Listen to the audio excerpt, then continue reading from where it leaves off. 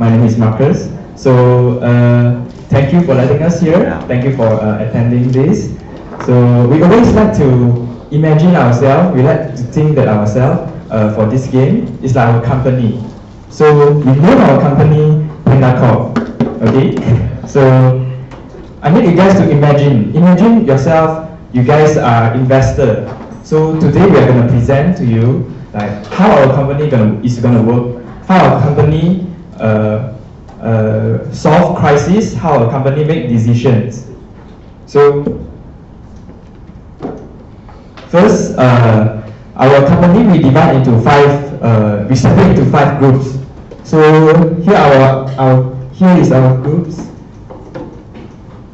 So I'm in charge of finance part and forecasting part, and I put all of them together. We work as a team, and we remind them.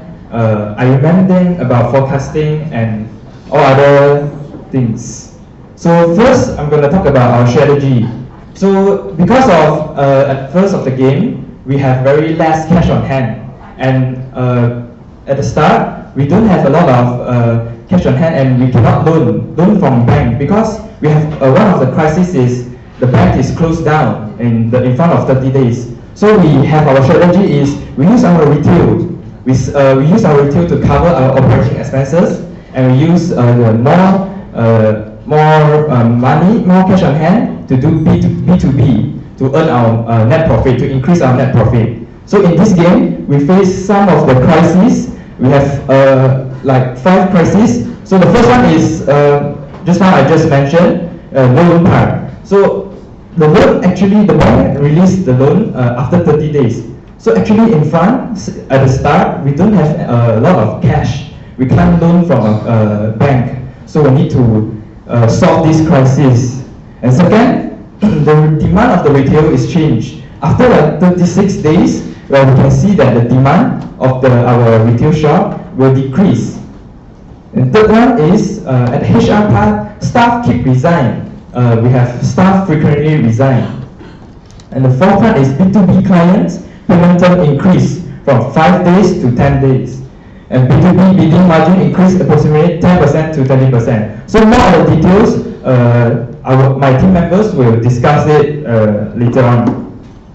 So I will talk about my part, finance part. So in this finance part, I will observe a few categories. The most important category is the P&L part. So P&L part is to let us see our operating expenses. So operating expenses for us is very important because at first we don't have a lot of cash on hand. So if without cash on hand, we cannot do a lot of transaction.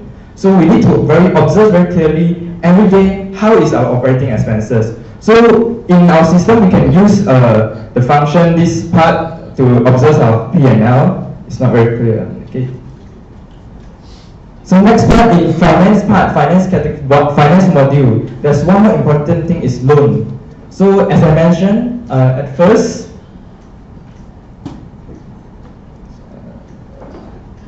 loan is not available in front of 30 days.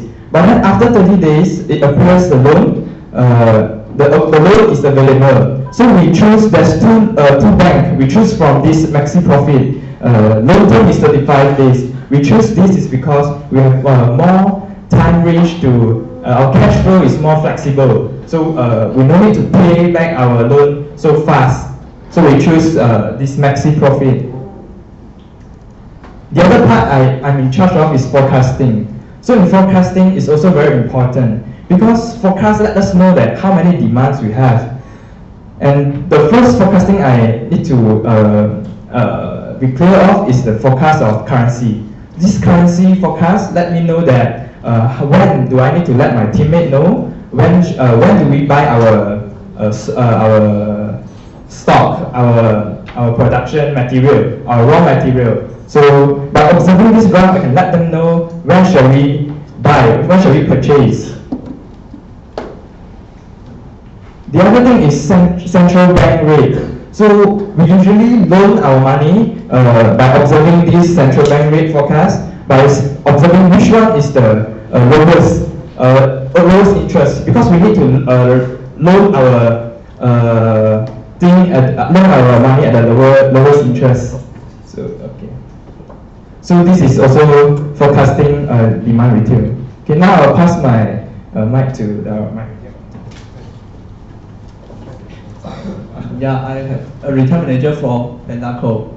So the main objective of retail is maximize the sales, minimize the cost for our greater net profit and profit margin. So I will play with my production manager for find out the best purchase the buy is blanket purchase order. So I can calculate the units I can buy and we can sell and every day. So I will choose the streamer agreement for 20 days for every 3 days is want to minimize the cost of retail. Later on, I will choose the highest price to sell. It will want to achieve the higher profit margin. Next, we will talk about the marketing strategy. About the marketing strategy, we will put 1,000 to first two products because it is elastic to the product with the marketing expenses. But in the last product, we will put the highest marketing expenses because it will elastic with the sales. So when the game is going on, so the crisis is happening because the changes of the demand is happen. So I will move the stock from retail to warehouse to help the B2B sales and reduce the rental space for the retail space. Yes, I'm Jeffrey. I'm the production manager. So the first important thing is how to decrease the cost of goods sold. Last minute. Okay.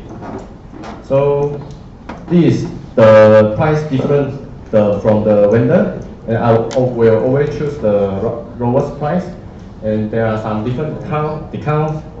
Okay, this is the raw material. The raw material is the right way to decrease the COGS. So this is the auto replenishment. So I will also use the function for prevent the retail stock up. Okay.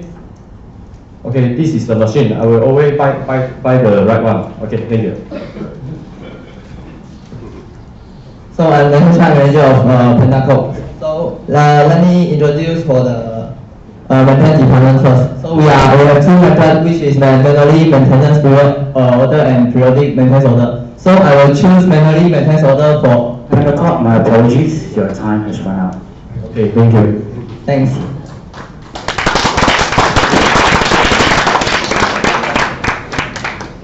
We now have some time for the judges to pose their questions to you.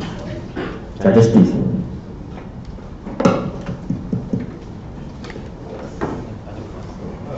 So let me ask you this question first. Have you felt you've done well? What's your feeling?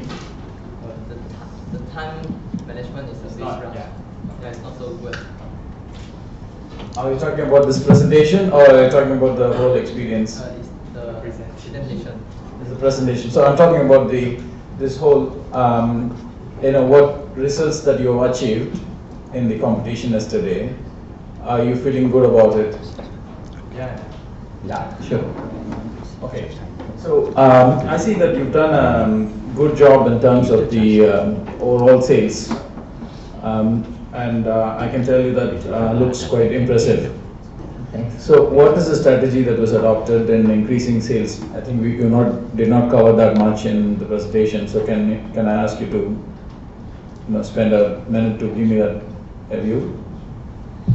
Yeah, we do quite a lot of B2B in terms of the whole 100 days. Actually, our whole B2B is around 40 to 50 of deals for the 100 days. And in the beginning of the game, actually we are quite aggressive in terms of grabbing the deals. So actually, but there is a major issue that occurs in the game, that we have caused a lot of B2B led shipment because of the cash flow. But after that, we try to solve the problem by wrapping the deal, like we get within 3 days, we get 2 deals, so that we don't have much issue in the late B2B shipment, and it helps us increase the sales a lot compared to other teams.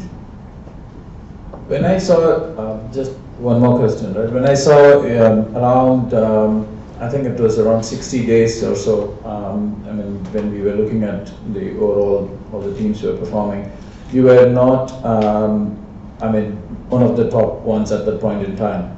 But when you finished, you were quite high. So what strategy did you change to come up and catch in the last, last stretch? Okay, we found out that the forex dependency is affecting our retail to make more sales, and actually the operating expenses is too high for us to do the product for the retail. So in the day 80, we managed to shut down our retail store. We put the retail space in 0, and we concentrate on our B2B to make higher sales and return the profit to sales, turn higher profit. Very good, thank you. Thank you very much. Okay, thank you, Team Panda. I think overall, apart from time management and the allocation of task representation, I think you have done a generally good job. I do have a question, because you did not actually post your balance sheet, only show your net profit, but we do have access to your balance sheet. And having a look at your balance sheet, you actually have fixed assets of $900,000, but your accumulated depreciation is also $900,000. So it leads to 0 value for your fixed asset. So my question is, how would this actually affect your production strategy, given that your machinery is already fully depreciated?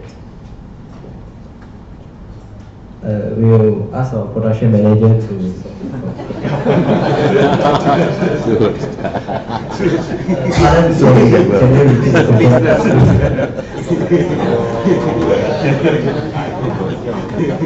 Because I find that your fixed asset, your machinery is $900,000 reported on the balance sheet, but it has also been fully depreciated. So the accumulated depreciation for the machinery is also $900,000. You don't have any value, book value left for the machinery. So that actually shows that your machinery has actually been used up, has been fully consumed, extensively consumed. So I wonder, how is this going to affect your production strategy, and what is the subsequent strategy that you will adopt in your production to ensure that you continuously produce those products and maintain the level of sales? The machine is also worked on to produce more production inventory. So I think the money depreciation is not very affect to our P&L.